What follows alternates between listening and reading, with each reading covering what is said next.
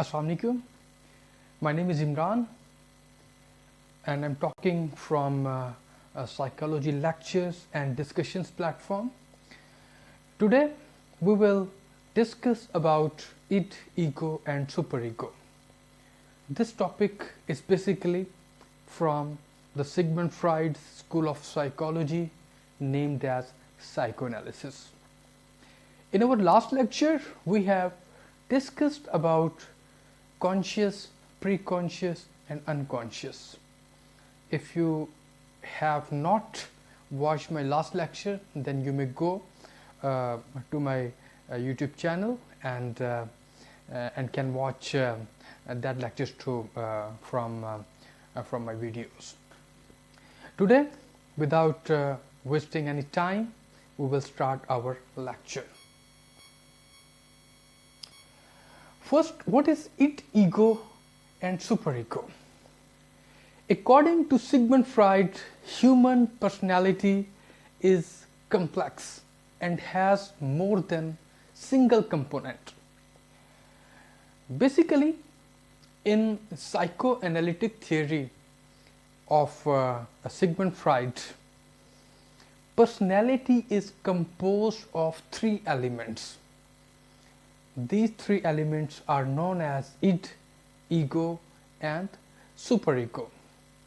And these three elements work together to compose, to form the personality. And these are very complex methods.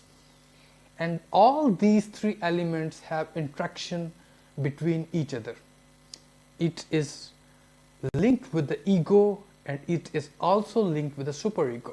While the ego plays like the mediator between id and superego, and there is also a conflict between id and superego too. So all these elements are composed from personality, and these are the major elements of a human's personality. So we basically start about these elements. Number one is id.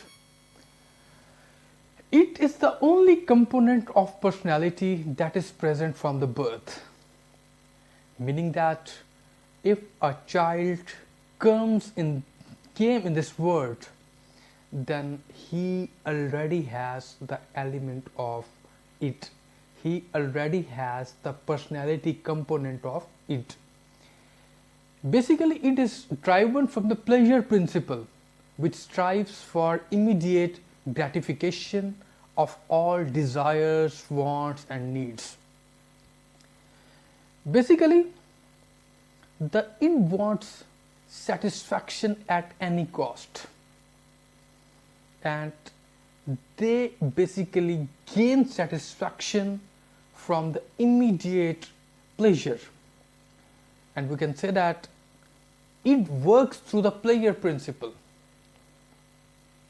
And all desires, wants, needs, all these things came from the pleasure.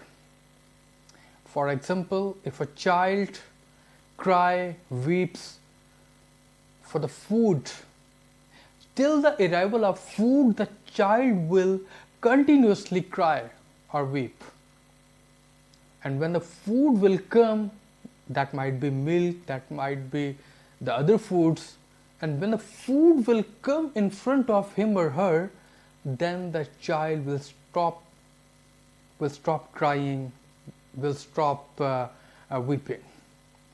So basically, this is the satisfaction of child, and to fulfill the satisfaction, the child starts crying and crying and crying till the completion of his pleasure. That is basically it. And in my early lines, I have also described that id wants satisfaction at any cost. So they basically want to fulfill their satisfaction, they want to fulfill their desires, needs, gratifications, wants at any cost. And it is the biological force, and it is predominantly part of unconscious. It is also a part of unconsciousness from where it gets the pleasure.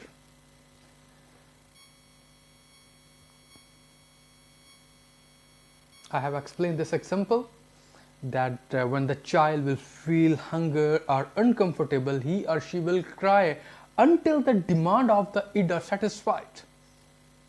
For example, an increase in hunger or thirst should produce an immediate attempt to eat or drink. So it is very important in the early life because it ensures that an infant's needs are met. If the needs will not met or completed, then what will come? Anxiety will come. Anxiety will arise in a person's personality. So that is why it is really important. The second topic is the ego. The ego is the component of personality that is responsible for dealing with the reality. Ego basically works with the reality principle, with the real life. Ego has an optimal state that maintains the balance between high and low. Optimal state is this. It is not high, it is not low. The ego's work is to stay here. If something will go up or go down, it will create problems in a human's personality. For example, the highly optimal person will behave proudly, while the lower optimal person will have lower self-esteem. So, the work of ego is to maintain this optimal state by doing different tactics, by doing delayed gratification, by doing the secondary processes to satisfy a human by delaying their needs for some time. So these are tactics used by the ego to maintain this optimal state or to maintain this balance. And that is really important in a human's life. The ego begins to develop during the first 3 years of a child's life, and it is a part of consciousness. As we have discussed, as we have talked about, that the id is a part of unconsciousness, the ego is a part of consciousness. It is developed from the birth, while the ego develops or start to develop from the first 3 years of a child's life. So these differences you must know as far as your school of psychology is concerned, as far as your examinations are concerned, as far as your tests are concerned. So you will have to keep these important informations in your mind. So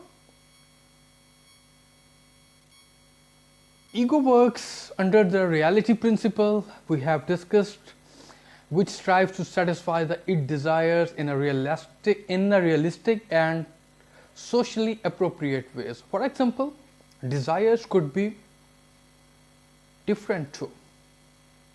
The desire of food is also important.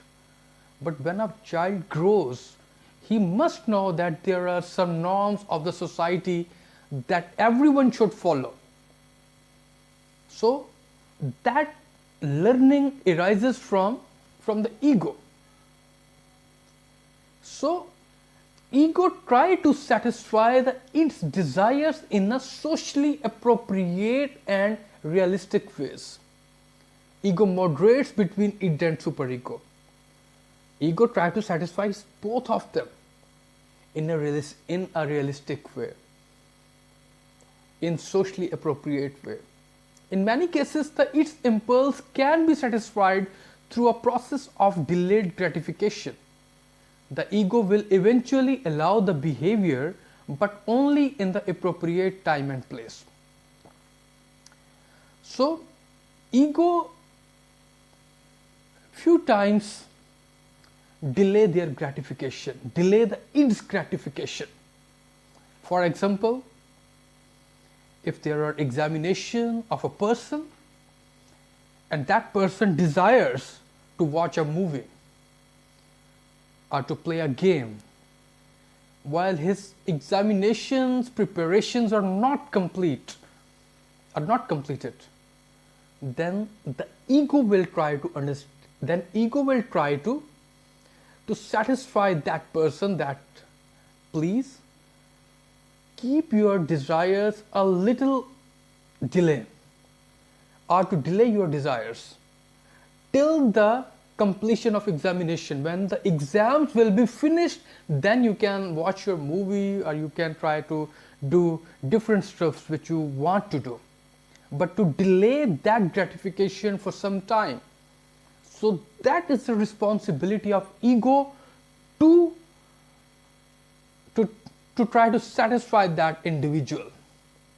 So that is basically the delayed gratification, to delay the gratification for some time, and when the time and place are okay, then the gratification may be achieved.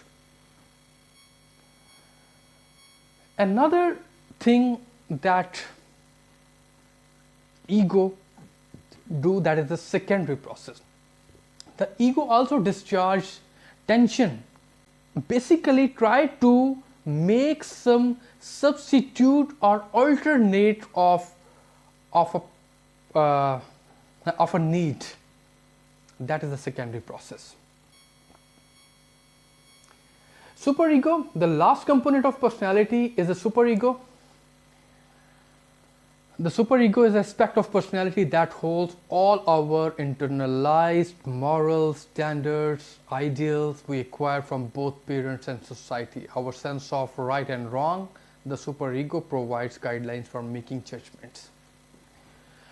Superego is basically a person's ethics, a person's morality that an individual acquire from their parents, from their society, from their peer groups. So these morals and standards played an important role in a person's life. For example,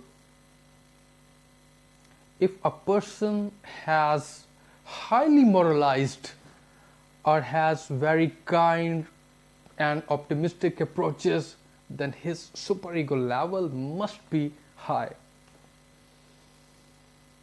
The superego start to develop in the first 5 years of child. So this part of personality is very important. So that was basically our topic, the id, the ego, the superego. It is basically the reality, it is basically the pleasure principle that wants satisfaction at any cost. The ego played as a mediator between it and superego. It has an optimal state. The highly optimal state person will be proudy, and the lower optimal person will have low self-esteem. And the superego is all about the standards, the morals, the ethics, the values that a person acquires from the parents, from society. So that was very important as far as the psychoanalytic school of psychology is concerned by Sigmund Freud. In our next lecture, we will try to understand about the whole school of psychology, the psychoanalytic school of psychology or the psychoanalysis school of psychology. Till then, goodbye.